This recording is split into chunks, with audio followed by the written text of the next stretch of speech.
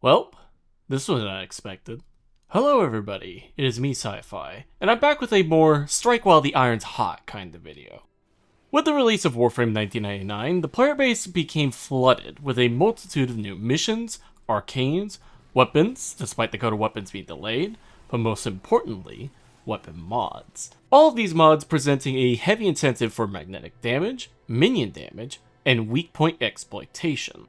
At the center of this being the one and only Primary Acuity, the star of this low-effort show. Primary Acuity having made the rounds on YouTube and between me and my fellow creators for its power and rewarding those for weak point exploitation upon incentivization. But what makes this the best mod ever, as the title proclaims? Well, to defend my claim, let us get into the thick of it and dissect this exquisite mod. Primary Acuity on the tin seems rather simple, 350% damage and 350% critical chance upon successfully landing a blow to an enemy's weak point. Weak points being body parts akin to heads, the spore growths on the infested H09 Ephron tank, or any incarnate charge point. And this is where we begin to see the cracks in the foundation of this mod. Take the glorious Trom the Prime. Sleek, sexy, elegant to behold, with a base 24% critical chance, 2.4 times multiplier, and a base 85% damage. If we were to apply this mod to this weapon, our final damage would be 918 damage on yellow crits and 1836 damage on orange crits.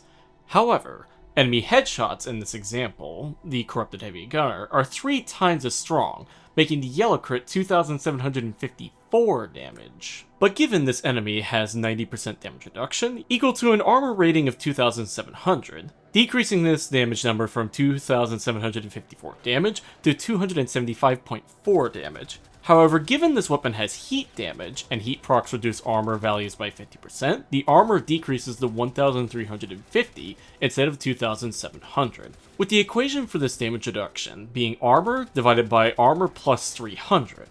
When applied to this equation, we receive an armor reduction rating of 0.8181 or nearly 82%. Meaning these bolts of flaming hell will now deal approximately 501 damage or 1002 damage on orange crits, should they take place with the help of critical delay or the newly added worthy camaraderie. Let us apply this in the simulacrum to confirm our findings.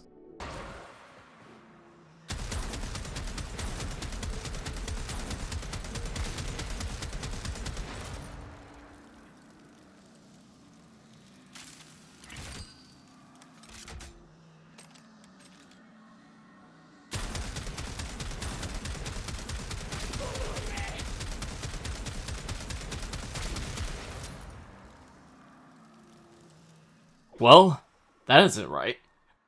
Our damage is nearly 3 times higher than what we should be getting. So what are we seeing here? Well, before I answer that, let me reveal the man, the myth, the legend who made this video possible. The Dystopia, the discoverer of Heat Inherit. As disclosed by Disto, the mod has 2 very important factors in regards to how this mod scales.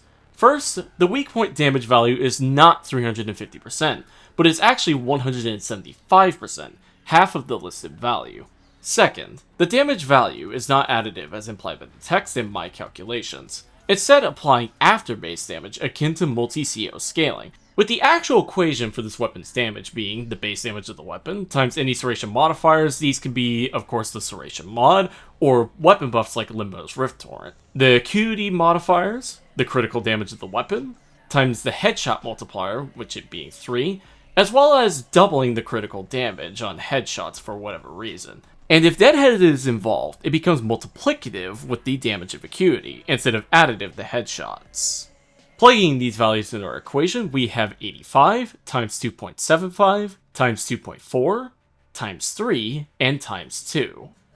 Now we're going to move this over to Corrupted Heavy Gunners this time to get a neutral health type in the form of Overguard. We calculated this damage to be 3,366, and against the Overguard we witnessed 3,363, which is pretty close. This is likely unintended with these calculations, but much like the Galvanized mod's multiplicative scalings, it's a flaw unlikely to be fixed, for Warframe Spaghetti code claims and confuses all that interact with it.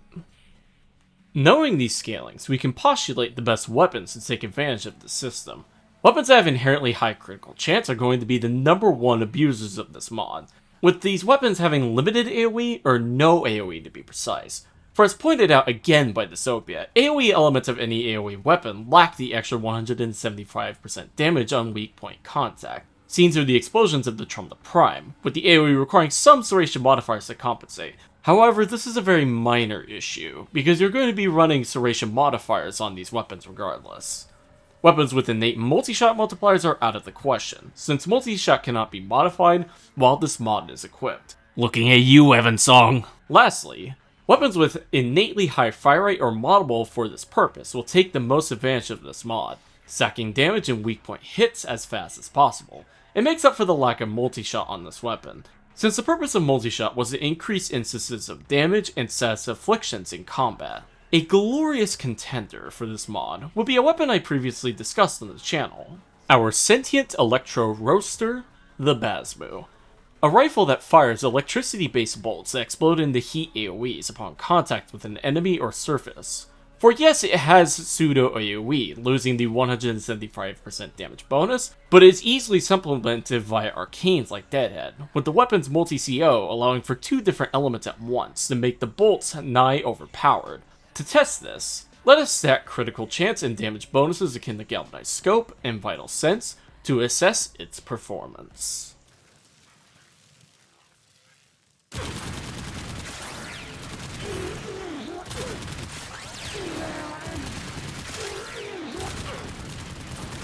What the fuck? So, the spaghetti code doesn't seem to be over with just yet. For whatever reason, the Basmu's weak point critical chance multiplies with the weapon's modded, yes, you heard that correctly, modded critical chance, granting tier 4, 5, even 6 crits so long as the primary Acuity's conditions are met. A few other weapons behave this way as well. Everyone's favorite disruption weapon, the Sulta, has joined this party, with all this information translating to this mod's little brother, Pistol Acuity, with the dumbest of these examples being the Grimoire's alternative fire. So, do with that what you will. All this is to say, Primary Acuity may be the strongest mod in the game right now, a significant increase in power with entertaining conditionals to incentivize its use. However, that second part does need to be fleshed out, and it's where things get a little more complicated again. Conditional buffs in Warframe are very hit or miss depending on who you speak to. Regardless of likes or dislikes, these buffs are integrated into the game as a means of engagement with Warframe systems. I mean, concepts like crowd control were placed into the game for that purpose. Slow down enemies enough to boost your strength and open enemies to damage they wouldn't normally take, sacrificing speed and a little bit of efficiency for a more tactical playstyle and protection from enemy forces that scales well into higher level missions. Acuity is no different. Sacrifice multi-shot, limit your weapon variety, and being forced to aim and memorize weak spots to gain big red numbers in return. It's a trade-off that forces you to weigh its pros and cons, with weapon skill placed on top of this delicious spaghetti-coated mess. It isn't a mod for every weapon, or every player in fact, and that is okay. And should you struggle, the aforementioned crowd control synergizes perfectly with this exact playstyle. It's a mod that rewards you for understanding Warframe's calculations and systems, like it should be in today's player base. And with that, I take my leave once again. This mod was honestly a pleasure to discuss, and I can foresee many interactions that will appreciate this irresistible upgrade in the future. Thank you everyone for watching, and I will see you all next time. Have a wonderful day.